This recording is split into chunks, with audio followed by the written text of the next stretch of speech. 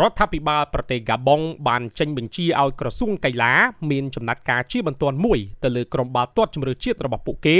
ក្រោយធ្លាក់ចេញពីពានរង្វាន់ African Cup of Nations នៅប្រទេសម៉ារ៉ុកកាលពីពេលថ្មីៗកន្លងទៅនេះលោក Simplice Desire Mambula រដ្ឋមន្ត្រីក្រសួងកីឡាដែលជាសេនាធិការរបស់រដ្ឋាភិបាលហ្គាប៊ុង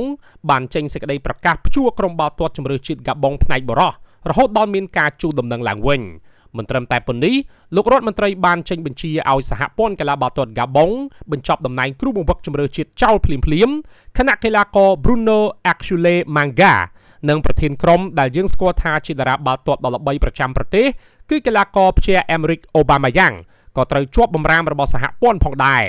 មិនមានការបកស្រាយលម្អិតជុំវិញរឿងនេះឡើយប៉ុន្តែប្រភពពី BBC បានឲ្យដឹងថាការសម្រេចចិត្តរបស់រដ្ឋាភិបាលហ្គាប៊ុងនេះធ្វើឡើងភ្លាមៗដោយសារតែខឹងសម្បារនឹងលទ្ធផលរបស់ក្រុមជម្រើសជាតិខ្លួនដែលធ្វើមិនបានល្អទាល់តែសោះនៅក្នុងព្រឹត្តិការណ៍ជើងឯកទ្វីបអាហ្វ្រិកលើកនេះក្រោយប្រកួត3ដងចាញ់ទាំង3គឺបើកឆាកមកប្រកួតចាញ់កាមេរូន1-0ខណៈប្រកួតទី2ចាញ់ម៉ូហ្សាំប៊ីកដោយលទ្ធផល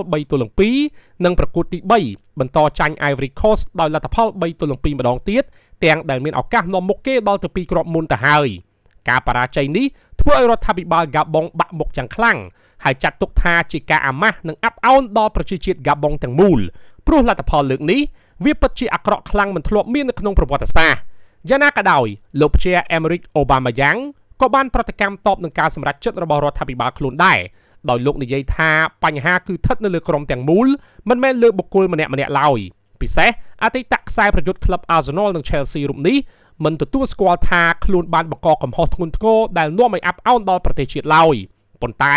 បែរជាត្រូវជាប់បម្រាមមិនឲ្យមានសកម្មភាពពាក់ព័ន្ធនឹងបាល់ទាត់នៅក្នុងប្រទេសហ្គាប៊ុងទៅវិញគួររំលឹកថាកាលពីប្រកួតចុងក្រោយជាមួយនឹង Ivory Coast នោះ Aubameyang មិនបានចូលលេងឡើយដោយសារតែមានបញ្ហារបួសសាច់ដុំផ្លូវនេះគឺជាករណីកម្របំផុតដែលរដ្ឋាភិបាលសម្រេចដាក់ទោសបែបនេះទៅលើក្រុមជម្រើសជាតិរបស់ខ្លួនប៉ុន្តែករណីបែបនេះមិនធ្លាប់មាននៅទ្វីបអាហ្វ្រិកទេ